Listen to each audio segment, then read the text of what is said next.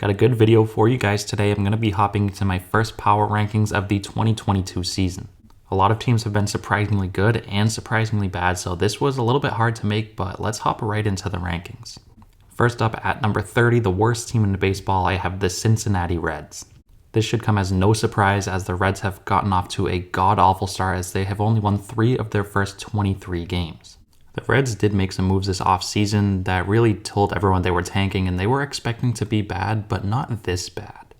They do, however, have some young talent in Jonathan India, Nick Lodolo, and Hunter Green. So while this year is definitely not their year, they do have something to look forward to in the near future. Coming in at number 29, I have the Baltimore Orioles. The Orioles have been very bad for a couple years now, and this year was expected to be no different. It looks like the Orioles are most likely going to lose close to 100, if not more than 100 games this year, and playing in the AL East, you really can't expect much more. They play in arguably the best division in baseball and really don't have too much talent, so this is really expected of Baltimore, but they do have some young talent on the way in Adley Rutschman and Grayson Rodriguez. At number 28, I have the Washington Nationals. You could really make an argument that the Nationals have the best player in all of baseball in Juan Soto, but outside of that, they don't have very much. Coming into this year, the Nationals weren't expected to do too much, and with their 9-16 record up to this point, it looks like they're going to lose close to 100 games. So this Nationals team is definitely not going to be competing at all this year, but like I said before, they do have Juan Soto, so National fans have something to watch this year. Coming in at number 27, I have the Pittsburgh Pirates. Similar to many of the other teams around Pittsburgh, they weren't expected to do too much this year, and they've gotten off to a cold start at 9-13. Their pitching staff has been one of the worst in all of baseball, and their offense hasn't been much better. Their best offensive bat in Brian Reynolds has gotten off to an ice-cold start as he's been floating right around the Mendoza line all year long. But one thing that Pittsburgh will have to look forward to this year is O'Neal Cruz, who in my opinion should definitely already be in the big leagues, but he should be getting the call relatively soon, and he will be a lot of fun to watch. At number 26, I have the Chicago Cubs. The Cubs are off to a 9-14 start, and it looks like they're going to be towards the bottom of the NL Central all year long. They have a couple of decent players in Marcus Stroman and Wilson Contreras, but outside of that, they don't have too much. They haven't looked good so far, and top to bottom, they're just simply not a good team, so I think they're going to be towards the bottom all year long. At number 25, I have the Oakland A's. The A's lost both of their franchise cornerstones this offseason in Matt Chapman with a trade with Toronto and Matt Olson signing with Atlanta. So basically nothing was expected of this team this year, and they have actually surprisingly looked a little bit better than expected. Offensively, they've gotten some good production out of Sean Murphy and Sheldon Neuse. And on the pitching side of things, Frankie Montas, Paul Blackburn, and Cole Irvin have also pitched pretty well. But all in all, they're not a great team. I have them coming in at number 25. At number 24, I have the Texas Rangers. The Rangers made a couple of big moves in the offseason, signing Corey Seager and Marcus Semien, which led a lot of people to think that Texas would be improved. And while it's still extremely early on in the season, it's safe to say they've been a disappointment up to this point as they currently stand at 9-14. Hopefully for Texas fans, as time goes on, they will get better. Their starting pitching hasn't been all that bad. It's just their offense that really needs to pick things up. Coming in at number 23, I have the Kansas City Royals. The Royals offensively are honestly a pretty fun team to watch. They have players like Bobby Witt Jr., Salvador Perez, and Andrew Benintendi. But they definitely have one of the worst pitching staffs in all of baseball, and without any pitching, they're really not going to go too far. So they are a pretty fun team to watch because of the talent they have offensively, but like I said before, without any pitching, they're not going to go too far. At number 22, I have the Arizona Diamondbacks. Preseason, the D-backs were a famous bounce-back pick for a lot of people, and up to this point, they have looked like it. They're 12-13 as we stand today, and their pitching staff has been very good. They have players like Madison Bumgarner, Merrill Kelly, and Zach Allen who have all pitched very well. And offensively, they really haven't even been that good, so the fact that they're almost 500 in the NL West without having very good offense shows that this team really is a bounce-back candidate, and I could expect them to be close to 500. At number 21, I have the Detroit Tigers. Tigers have gotten off to an extremely slow start, and they were expected to be a little bit better than the past couple years due to their offseason acquisitions. They picked up Eduardo Rodriguez and Javier Baez, and they haven't been too bad, but they also haven't been great. Their young and exciting rookie Spencer Torkelson has also played okay. Over time, I think as he gets more accustomed to the big leagues, I think he will pick things up and play a lot better. But up to this point, the Tigers are 7-14, and they have definitely been a disappointment. At number 20, I have the Cleveland Guardians. The Guardians have gotten off to a 10 and 12 start, and for me personally, I'm kind of expecting them to be just like this all year long, hovering around 500. Jose Ramirez has looked like the leading candidate for league MVP up to this point, but outside of him, really they haven't had too much offensive options. Stephen Kwan and Owen Miller got off to amazing starts, but they're starting to fall back to earth, and Franmil Reyes, who was expected to be a good source of power, has looked awful at the plate. As for their pitching, which was supposed to be their strong suit, outside of Shane Bieber and Tristan McKenzie, they haven't gotten too much consistent production. So in my eyes, Cleveland is a pretty average team. I think they're going to be right towards the middle of the pack all year long. Moving on, at number 19, I have the Boston Red Sox. Devers, Bogarts, and Martinez have been playing pretty well to start out the season, but outside of them three, they haven't gotten any production offensively. Alex Verdugo has been alright, but you're expecting more than a 238 average from him, and their big offseason pickup in Trevor Story has been hitting around 200 all year long. As for their pitching, Garrett Whitlock, Nate Eovaldi, and Michael Wacha have been pretty good, but those three really have been the only good pitchers for them up to this point. So the Red Sox stars are playing well, but outside of that, their supporting cast needs to be a lot better if the Red Sox want to compete in the AL East. At number 18, I have the Philadelphia Phillies. In my opinion, the Phillies really haven't been as bad as their 11 and 13 record says. They've gotten some good starting pitching out of pretty much every starter outside of Zach Wheeler. Offensively, Bryce Harper has started out a little bit slow, and Rhys Hoskins and JT Realmuto have not played too well up to this point. So really, as a whole, the Phillies have been playing okay, but if they really want to compete for a playoff spot, I think Bryce Harper has to be MVP Bryce. At number 17, I have the Chicago White Sox. The White Sox are off to a 10 and 13 start, but with how good this roster is top to bottom, I think over time things will even out. Michael Kopech, Dylan Cease, and Lucas Giolito have all pitched pretty well up to this point, and they will be getting Lance Lynn back in the near future.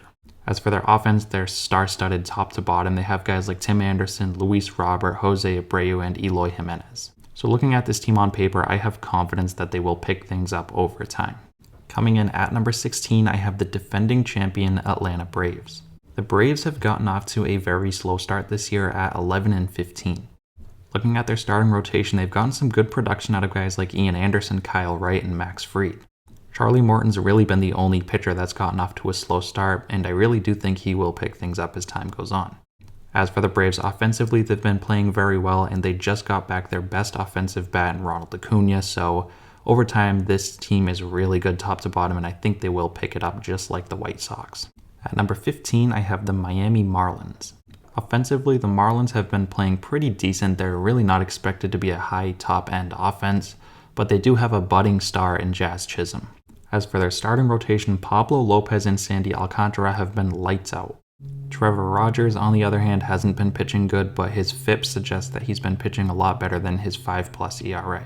The Marlins are off to a 12 and 11 start, and I wouldn't be surprised to see them make a run for the postseason. Coming in at number 14, I have the Colorado Rockies. The Rockies have been one of baseball's biggest surprises early on this season, as they're off to a 13 and 10 start. Top to bottom, this team doesn't have the roster of a contender, but they have been playing like one. CJ Cron and Connor Joe have carried the Rockies offensively, and it's really been a lot of fun to watch. As for their starting rotation, it's been a little bit up and down, but you have to expect that pitching at Coors Field. I only have them at number 14 because I'm not too sure if this will keep up, but as a Rockies fan, I really hope it does. At number 13, I have the Seattle Mariners. A lot of people, including myself, were big on Seattle preseason.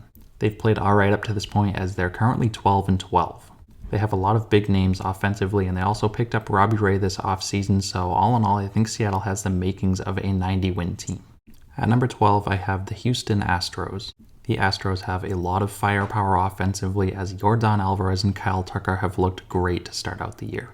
As for their starting rotation, it also has been pretty solid up to this point in the season, and they also have a very good bullpen, so top to bottom, the Astros have a very good team, and I definitely think they're going to be playing in October. Jose Altuve and Ryan Presley have been out most of the year, so once those two get back and are fully healthy, the Astros will be even better. At number 11, I have the St. Louis Cardinals. Offensively, this team has been up there with the best of them, as Paul Goldschmidt, Nolan Arenado, and Tommy Edman have all been playing extremely well.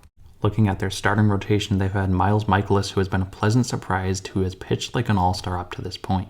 So all in all, St. Louis is a very good team. They've gotten off to a 13 and 10 start up to this point, and I think they're going to be towards the top of the NL Central all season. Getting into the top 10, at number 10, I have the Los Angeles Angels. The Angels are off to a 15-9 start, leading the AL West, and they have been a lot of fun to watch. On top of Mike Trout and Shohei Ohtani, Taylor Ward has come out swinging one of the hottest bats in all of baseball. On top of that, they've gotten some very good starting pitching out of Noah Syndergaard and Patrick Sandoval. LA looks really good so far, and I'm sure a lot of you guys are voting for them to make the postseason because who doesn't want to see Ohtani and Trout in the playoffs? At number 9, I have the Minnesota Twins. The Twins are currently off to a 15-9 start, and they have really been a lot of fun to watch. Byron Buxton has come out of the gates on fire, and if this guy stays healthy, he is going to be a legit MVP candidate. Joe Ryan has also come out pitching very well, so Minnesota really has a lot of potential with this team if all of their players just can stay healthy and on the field. At number 8, I have the Tampa Bay Rays. It looks like it's going to be yet another year where the Tampa Bay Rays are sitting towards the top of the AL East. They have one of the best young stars in the game today in Wander Franco, who has come out of the gates on fire. Shane McClanahan and Drew Rasmussen have come out of the gates pitching pretty well. So really Tampa Bay, I think, like I said before, all year long, I think they're going to be towards the top of the AL East, and I wouldn't be surprised to see them win close to 90 games. At number 7, I have the Milwaukee Brewers. Coming into the season, the Brewers were looked at as one of the best teams in baseball, and they have looked like it up to this point as they're currently 16-8. Their pitching rotation has been dominant as expected, as Corbin Burnes looks like a legitimate Cy Young candidate yet again. Offensively, they've been playing pretty well. They have Christian Yelich, Willy Adames, and Hunter Renfroe, who have all been carrying the load offensively. So this team is going to be really good all year long. They're one of the best teams in baseball. At number 6, I have the San Diego Padres. Even without their star and Fernando Tatis Jr., the Padres have looked like one of the best teams in baseball.